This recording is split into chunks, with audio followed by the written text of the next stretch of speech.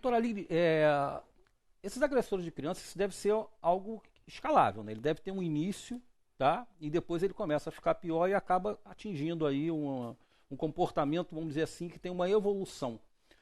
Existem alguns sinais que são precoces que a gente possa reparar tanto no agressor de criança quanto na criança vítima desse agressor? Ah, claro, claro. É por isso que eu falei da questão do conhecimento, né? Aprimorar esse conhecimento, né? Vamos colocar uma coisa bem clara aqui. Nem toda criança abusada ou que passa por agressões, né, por abusos, ela vai se tornar um abusador.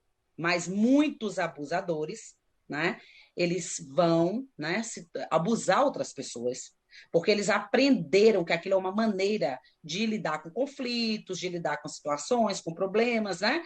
Então, experienciar a violência, né, te ensina que tu pode resolver coisas, né, resolver conflitos usando a violência. Então, a gente tem que ver que no sentido inverso, isso tem causalidade, né, tem pressão. Por exemplo, você só vai descobrir essa variável quando você está trabalhando de uma forma por mais tempo com essa pessoa. Se eu chegar, aplicar um teste de psicologia ou entrevistar uma pessoa, um exemplo, né? Que ela agora é um agressor, para saber da vida dela anteriormente, se ela sofreu alguma violência, se ela aprendeu esses conteúdos, num único contato, isso dá em torno de 25% nas pesquisas.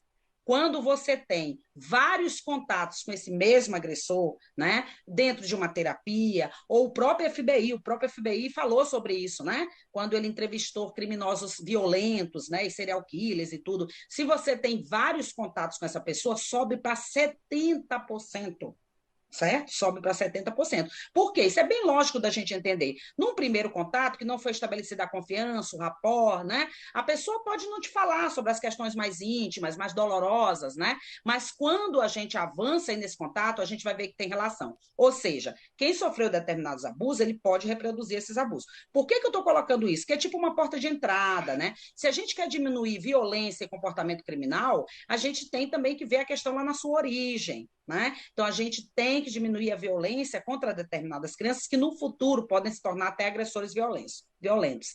Então, a gente tem que estudar essa situação no vai e volta. A própria violência ela é produto e é produtora. Né? A gente já sabe disso. Né? Violência gera violência, é produto e produtora. Né? Então, por isso que eu acredito que a gente devia fiscalizar melhor essas situações. Então, sim, tem sinais, né? Esses indivíduos, eles mostram sinais que muitas pessoas não conseguem identificar. Por exemplo, uma das maneiras de sanar a violência seria a capacitação de pessoas que têm contatos com criança, para identificar, né, essa violência lá no início aparecendo. No caso aí, professores, né? A gente não vê esses professores treinados em comportamento anormal, em comportamento criminal, né? Então, os estudos, por exemplo, das teorias da violência, eles já sugerem isso desde sempre, desde muito tempo. Então, vai ter sinais, só que esses sinais não são reconhecidos pelas pessoas que têm contatos com aqueles indivíduos. Claro, quando o indivíduo cresce, ele vai camuflar esses sinais. É lógico que ele já tem aí, né, mais capacidade cognitiva para camuflar esses sinais. Por isso que seria interessante a gente tentar identificar enquanto ele não tem essa artimanha, essa astúcia de camuflar esses sinais, tá? Então, preparo, capacitação de quem vai estar lidando com esses adolescentes ou com essas crianças, tá bom? E no caso da criança, claro que vai ter sinais. A criança que sofre abusos, a criança que sofre agressões, né? Ele vai mudar o comportamento, né? O Christian também aí, que é psicólogo, ele entende isso, né? O comportamento vai ser mudado, só que você tem que ter um olhar apurado para você perceber essas mudanças, né? Algumas são mais nítidas, mas, por exemplo, a criança, ela pode, até a questão de higiene, ela não tem mais higiene com o corpo, né? Ela não consegue se expressar, né? Ela fica isolada, né? Ela tem baixo rendimento escolar, né, que é bem comum, baixo rendimento escolar. Então, você pega crianças que têm notas boas e, de repente, aquela nota cai totalmente, né? Pode ser o momento em que o abuso começou, né? Então, tudo isso são sinais. Nós temos já na literatura, né? Já uma parte avançada que fala sobre isso, né? Só que eu ainda vejo, né, o pessoal querendo ser um pouco muito adivinho, né, da situação, né? Ah, eu vou esperar, vamos ver se acontece de novo, né? E a gente lembrando que isso não acontece naquele momento, isso é um processo que vem sendo desenvolvido, né? Como nesse caso, você entrega a criança e uma semana depois a criança está morta. Então a gente tem vários casos assim, né? Então tem sinais sim, tanto do agressor, né? Quanto da vítima, da criança que é vítima de violência de qualquer forma. Doutor Christian, eu só queria acrescentar algo. Exatamente. Acho que a doutora Aline traz um ponto importante, até do ponto de vista profilático, que é a escola, o ambiente escolar. Eu acho, concordo com ela, acho que o ambiente negligenciado, eu acho que os profissionais de educação, não que eles precisam fazer psicodiagnóstico, caça às Não, nada bruxas, disso. né, nada disso, né? Eu acho, mas que eu concordo com a doutora Aline que eles precisam estar treinados em comportamento violento, em comportamento criminal, em traços de vítimas, em traços de agressores. Alfredo, eu trabalhei, somando tudo, 15 anos em presídios. E todos os agressores, sem exceção, nem tenha sido pelos primeiros anos de vida, passaram pela escola. Então, a escola, os agressores passam pela escola e as vítimas passam pela escola.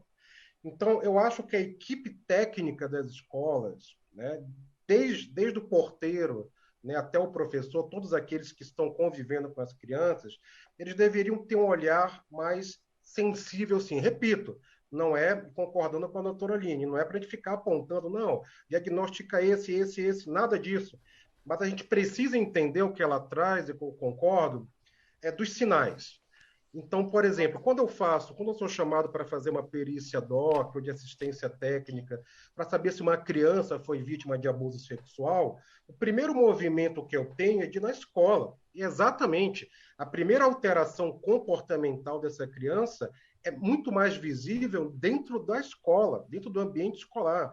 Então, às vezes, um professor pode te ajudar a entender um caso de perícia psicológica forense com muita mais perspicácia do que os próprios pais. Às vezes passa batido pelos horários dos pais de trabalho, vem a criança à sua noite, muitas vezes tem cuidadores, tem babás, não tem essa, às vezes até intimidade com os filhos. Muitos pais começaram a ter intimidade com os filhos exatamente agora e viram essa dificuldade de convivência. Os professores, os técnicos da escola têm essa percepção. E esses traços, isso é muito real. Esses traços aparecem, as alterações comportamentais, mudança de hábitos, isolamento, começam a ter problemas no desenvolvimento, no aprendizado, na atenção. Então, isso tem que ser observado. Você pode salvar vidas. Às vezes, uma criança que começa a ser abusada, agredida, esses traços começam a se manifestar no ambiente escolar, e às vezes um professor chama um pai e descobre que esse pai é o agressor, quem deveria estar protegendo. E essa é a grande questão dos agressores de crianças, é o grande problema, que entre 60% a 70% deles, os dados epidemiológicos, inclusive, que eu encontrei, são pais, avós, tios, irmãos, primos, padrastos, madrastas. Ou seja, é até complicado você perceber e descobrir o que está acontecendo, porque são bolhas. A sociedade hoje são grandes bolhas. Né? Então, realmente é a divulgação, é o conhecimento que vai nos ajudar nesse processo profilático.